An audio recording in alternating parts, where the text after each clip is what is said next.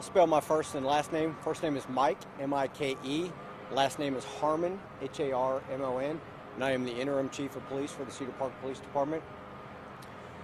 So good morning. Wanted to bring some positive news to y'all this morning and to our community here in Cedar Park. After 16 hours of negotiating with the young man inside of the house, about 15 minutes ago, he did release his brother and his sister and the family pet, a small dog. I have been in contact with them. They are doing well. They are being interviewed by our negotiators and treated by EMS to make sure that they're in good health. This is positive news after 16 hours of negotiations. Our negotiations team has been doing an outstanding job throughout the night and ever since this incident really started. What I do want to say is we're reaching out to this young man to let him know that we want to end this in a peaceful resolution. We don't want anybody else to get hurt. We want to get him the help that he needs, and we want him to come out so we can end this peacefully, like I said. I'll give you a quick update on the officers. 2 of the officers were released from the hospital last night and sent home in good condition. 3rd officer went into surgery this morning. I don't have an update on the progress of the surgery, but we will have that update later when it's provided to us as well. But I just wanted to bring that to everybody's attention, especially the community here in Cedar Park, because they've been reaching out throughout the night, not only asking the wells of the officers, but also really concerned with what is going on in the house with the suspect and his family.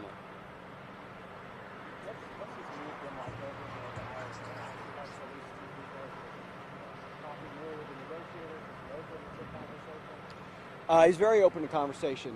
We've been going back and forth throughout the night, but overall, it's been good. The conversations have been really good, and he's taken a step in the right direction, in a positive direction, and working with us. And he showed good faith releasing his brother and his sister to us this morning.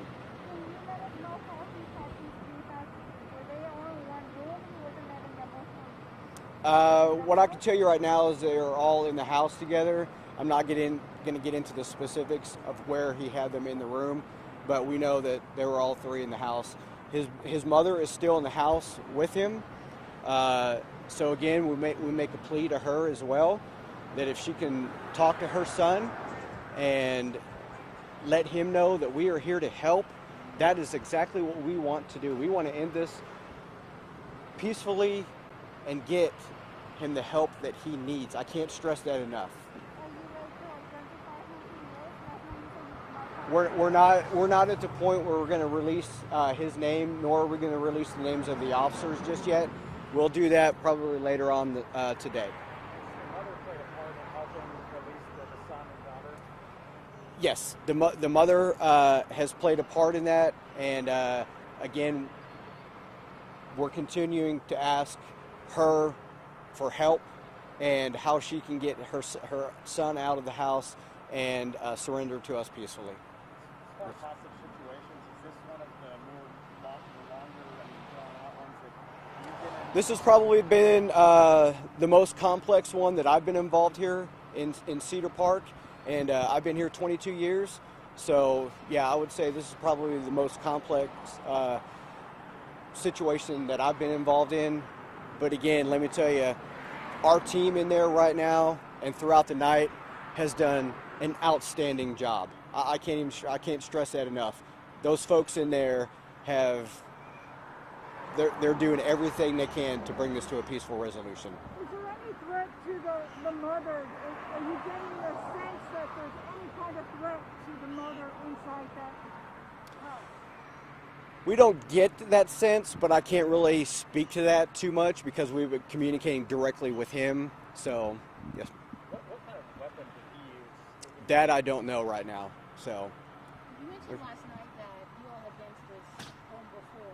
Can you tell us what were the reasons past while you've been here? those I'm not ready to release just quite yet. We'll do that this afternoon, but we have been to this house a couple times on prior incidents.